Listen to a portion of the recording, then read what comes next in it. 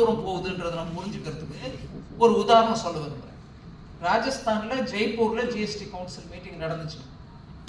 அப்போ உத்தரப்பிரதேச அரசு GST council கேட்டாங்க, எங்களுக்கு கீழே தரமட்டத்தில் நீங்க பாத்தீங்கன்னா பிசினஸ் ஆளுக்கு ஒரு பக்கமா ஒவ்வொரு டாக்ஸ் போடுறாங்க.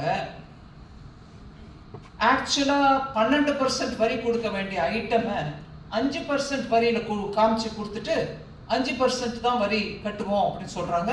ஆனா அந்த கேட்டகரி ஐட்டமுக்கு 12% கட்ட வேண்டிய நிர்பந்தம் இருந்தாலும் கட்டுறது இல்லை. ஏன் கட்டுறது இல்லை? கிளாசிபிகேஷன்ல இது அங்க போகலாம், அது இங்க வரலாங்கிற மாதிரி கன்ஃபியூஷன் வருதுங்க அப்படின்னாங்க. அது என்ன விவகாரம்னு பார்த்தா உங்களுக்கு நல்லா ஞாபகம் வரும். நான் சொன்னேன்னா எனக்கு எந்த விதமான சங்கோஜமும் இல்லை அந்த உதாரணத்தை சொல்றதுக்கு. பாப்கார்ன், உப்பு போட்ட பாப்கார்னா, சாக்லேட்டு சக்கரை போட்ட பாப்கார்னா. ரோட் சைட்ல நம்ம ஊர்ல எல்லா கிராமப்புற பொருள்களையும் விற்பாங்க. நிலத்துல அந்த பாப்கார்ன் அந்த மக்கா சோளத்தை எடுத்துட்டு வந்து அந்த சோளத்தை பொரிச்சு அது மேல உப்பு தூவி கொடுக்கறதா இல்ல அதுக்கு மேல சர்க்கரை தூவி கொடுக்கறதான்றது அது ஒரு சின்ன ரோட் சைட் வியாபாரம். இதுல அது சில சமயம் ஒரு பேப்பர் பொட்டலமா கட்டுறதோ இல்ல ஒரு பிளாஸ்டிக் பொட்டலத்துல கட்டு மெழுகுவத்தியில அப்படி காமிச்சா அது சீல் ஆயிடும். மக்கள் எடுத்துட்டு போவாங்க வீட்டுக்கு. இந்த வியாபாரம் பண்றவங்க, சின்ன ரோட் சைட்ல வியாபாரம் பண்றவங்க மேல வரி இல்லை, முன்னையும் இல்லை, இப்பவும் இல்லை, நாளைக்கும் இல்லை. ஏன்னா அதெல்லாம் சின்ன சின்ன தொழில், சிறு குறு தொழில் மேல எப்போதும் இல்லை. ஆனா இதையே ஒரு ஃபேக்டரியில அவங்க நம்கீன் அப்படிங்கிற பேர்ல உப்பு போட்ட பாப்கார்னு இல்ல சாக்லேட் பாப்கார்ன் போட்டு அந்த பிராண்ட் போட்டு விற்றாங்கன்னா அவங்க மேல வரி. அந்த வரியில 5% உப்புக்கு 18% சாக்லேட்டுக்கு கிளாசிபிகேஷன் இருந்துச்சு.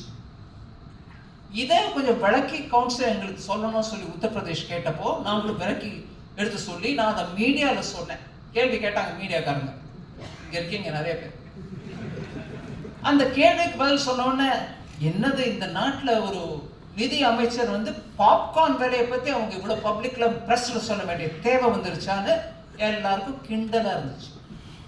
வரி ஒவ்வொரு ரூபாயும் அதுக்கு கொடுக்க வேண்டிய பதிலும் அதுக்கு ஏற்புடையதா இருக்குதா இல்லையான்றதை எடுத்து சொல்றதும் கடமை எல்லாருக்கும் இருக்கு, மத்திய நிதி அமைச்சருக்கும் இருக்கு.